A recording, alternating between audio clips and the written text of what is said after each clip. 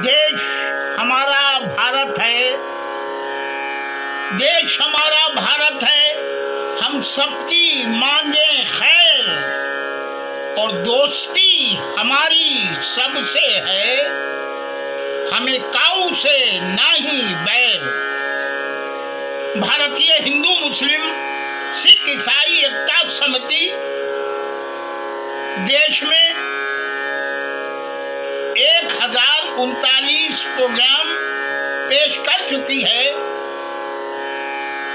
खादिम हिंद इदरीस निजामी सन 63 से देश में कौमी एकता के लिए, हिंदू मुस्लिम एकता के लिए, देश में भाईचारे के लिए अपने संगीत के सांस्कृतिक कार्यक्रम, म्यूजिकल कल्चरल प्रोग्राम पेश करती थी और आज भी कर रही है।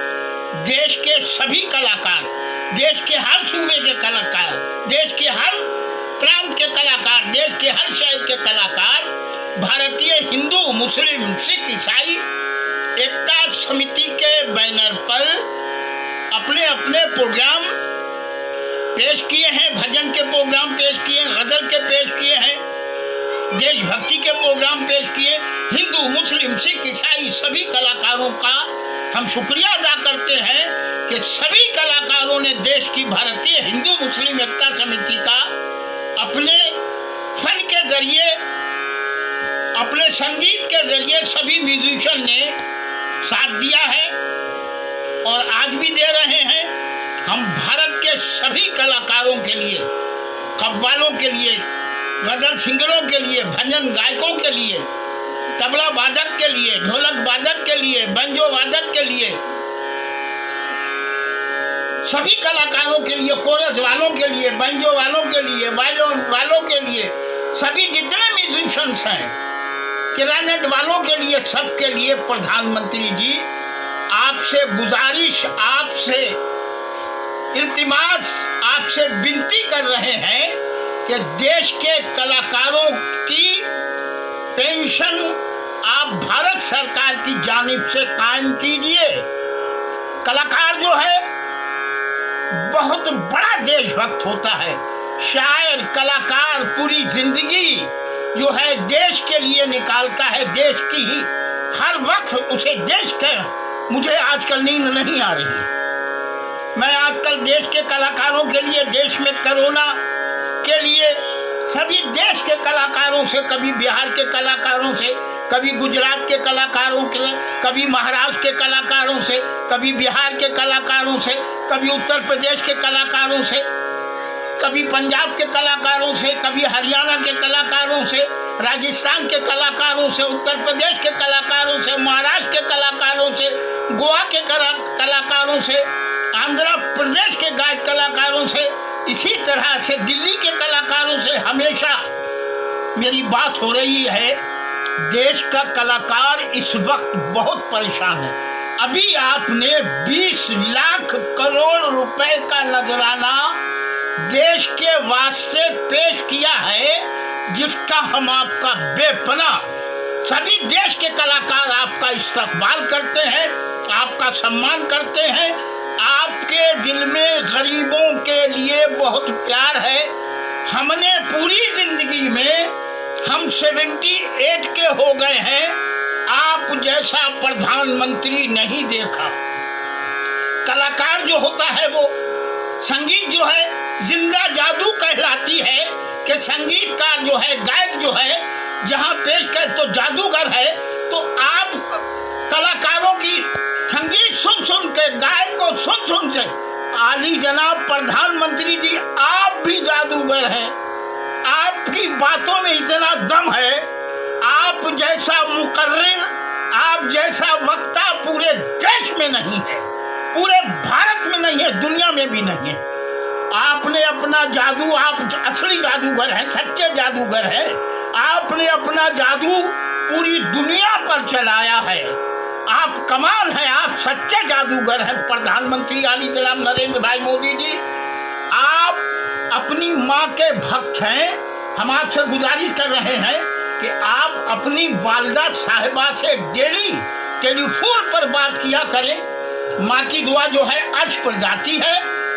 अल्लाह से माँ की दुआ टाली नहीं जाती है। प्रधानमंत्री जी, अर्ज ये है, महाराष्ट्र में श्री महाराष्ट्र रामलीला मंडल है,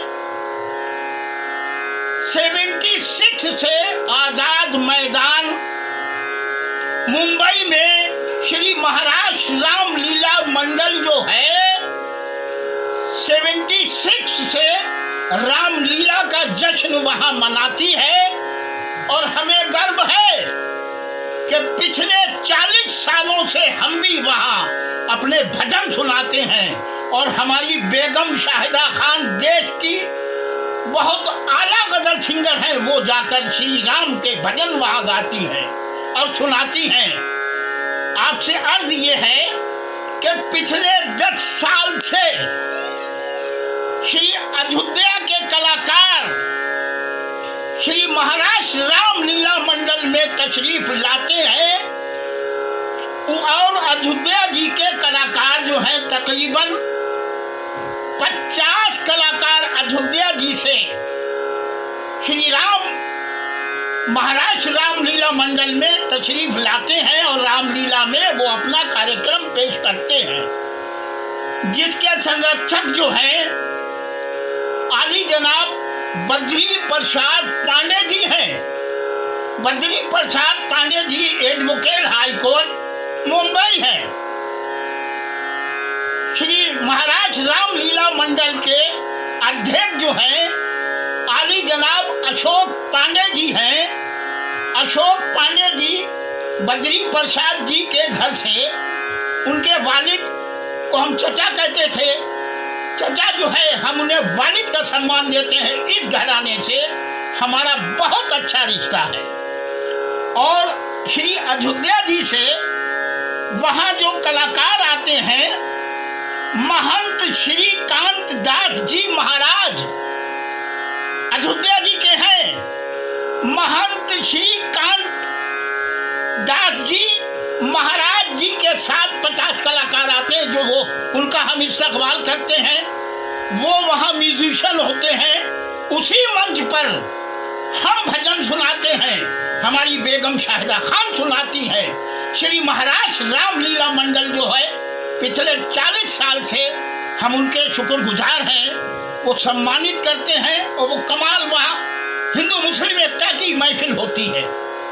इसी तरह से देश के कलाकार जो हैं वो देशभक्त होते हैं। वो हिंदू नहीं, वो मुसलमान नहीं, वो सिख नहीं, वो ईसाई नहीं, अपने अपने धर्मों को सम्मानते हैं और सभी धर्मों की इज्जत करते हैं। प्रधानमंत्री जी, आपसे एक तमन्ना, एक गुजारिश और है। ये जो संगीत के कार्यक्रम होते हैं, गरबा का कार्यक्रम गुजरात में होता है, महाराष्ट्र में होता है, पूरे देश में होता है। श्री गणेश विसर्जन महाराष्ट्र में होता है। जन्माष्टमी का प्रोग्राम, जन्माष्टमी में 12 बजे जन्माष्टमी का प्रोग्राम जो है, श्री कृष्ण की पैदाइश 12 बजे होती। 12 बजे तक आपसे गुजारिश कर रहे हैं कि आप हाई कोर्ट का हम इस्तकबाल करते हैं, सुप्रीम कोर्ट का इस्तकबाल करते हैं, देश के एक एक न्यायालय का इस्तकबाल करते हैं। एक आप प्रधानमंत्री जी मंत्रिमंडल में एक बिल पेश करें कि कम से कम रात के 12 बजे तक का लाउड स्पीकर का परमिशन मिलना चाहिए। ये देश का कलाकार जो है बहुत परेशान है। अरे भाई, 10 बजे तो महफिलें सजाने का इंतजाम ही होता है और 10 बजे तक का परमिशन हो गया। अगर हमारी बात देश हित में है तो प्रधानमंत्री जी देश के कलाकारों से पूछो, देश के गरबा गायकों से पूछो, देश के श्री कृष्ण के जो प्रोग्राम होते हैं उनसे पूछो, देश के भजन के जो कार्यक्रम होते हैं उनसे पूछो, श्री साईं के प्रोग्राम होते हैं उनसे पूछो, देश के मतलब जो एकता के धार्मिक प्रोग्राम होते हैं उनसे पूछो। तो आपसे विनती है, आपसे गुजारिश है, लाउड स्पीकर देश में पूरे भारत में रात के 12 बजे तक का आप करा दीजिए। हम आपसे गुजारिश करते हैं कि देश के सभी कलाकार, सभी शायर आपको जिंदगी भर भूलेंगे नहीं। आप आप ये काम जरूर करिए, लाउड स्पीकर जो है रात के 12 बजे तक हाई कोर्ट, सुप्रीम कोर्ट से आप गुजारिश कीजिए, मंत्रिमंडल में अपने लाकर कानून बदल डालिए। आप जो हैं कानून के शहंशाह हैं, आप कानून बदलवा सकते हैं। और देश का कलाकार बहुत परेशान है। आप गुजरात में किसी कलाकार को फोन करें, महाराष्ट्र में करें। आज हमारी रशीदा खातून बेगम से बात हुई, बहुत बड़ी, मैं उनकी इज्जत करता हूँ। फिल्म पुतली बाई में अमेरिका, लंदन, जापान सब जगह गई हैं। उनके पास रहने का घर भी नहीं है, खाने का घर कुछ इंतजाम नहीं, अपनी बेटी के पड़े हैं। महाराष्ट्र के मुख्यमंत्री आली जनाब उद्धव जी ठाकरे जी, आपसे हम गुजारिश कर रहे हैं। शरद पवार जी, आपसे हम गुजारिश कर रहे हैं। नवाब मलिक जी, आपसे गुजारिश कर रहे हैं। आली जनाब अनिल देशमुख जी, आपसे गुजारिश कर रहे हैं। आली जनाब अशोक चौहान जी, आपसे गुजारिश कर रहे हैं। आली जनाब छगन भुजबल जी, आपसे गुजारिश कर रहे हैं। आली जनाब वर्षा गायकवाड़ साहिबा, आपसे गुजारिश कर रहे हैं। आली जनाब जयंत राव पाटिल साहब, आपसे गुजारिश कर रहे हैं। आली जनाब जितेंद्र अवार्ड साहब, आपसे गुजारिश कर रहे हैं। आली जनाब बाला साहब थोराट साहब, आपसे गुजारिश कर रहे हैं। आली जनाब हसन मुशर्रफ साहब, आपसे गुजारिश कर रहे हैं। और कल्चर मिनिस्टर अमित देशमुख जी, आपसे गुजारिश कर रहे हैं। महाराष्ट्र के एक एक जिले अधिकारी को फोन करिए, महाराष्ट्र में मालूम करिए कि देश का 10-20-25 कलाकारों को देश में छोड़ दीजिए। उनके यहाँ ईद का सामान नहीं है, उनके यहाँ कोई इंतजाम नहीं है। आप तुरंत ये इंतजाम कराइए। शरद पवार साहब, आपको सभी कलाकार जानते हैं। नवाब मलिक जी, आप हमेशा मुशायरों में रहते हैं, हमने देखा है। अनिल देशमुख जी, आपको हम 92 से जानते हैं, जो गृह मंत्री महाराष्ट्र हैं। आप कलाकारों का अपने पुलिस कमिश्नरों से कहिए, सब एड्रेस एक एक का पता आपको देंगे।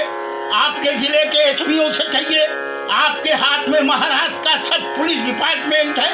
आप डीजी साहब से कहिए, खाने का इंतजाम कीजिए। सभी मंत्री हजरात अपने अपने विभाग के अफसरानों की मीटिंग लें और मालूम करें कि शायर कहाँ है, गायक कहाँ है, कव्वाली गायक कहाँ। इसी तरह से सभी मुख्यमंत्री इंतजाम करें। प्रधानमंत्री जी, देश के कलाकारों के वास्ते, गायकों के वास्ते, कव्वालों के वास्ते, शायरों के वास्ते आप पेंशन करवा दीजिए, कर दीजिए। ऐसा समझिए कि देश का कलाकार आपका था, आपका है, आपका रहेगा। इदरीस निजामी का आदाब, नमस्कार, आदाब। जय हिंद, जय हिंद।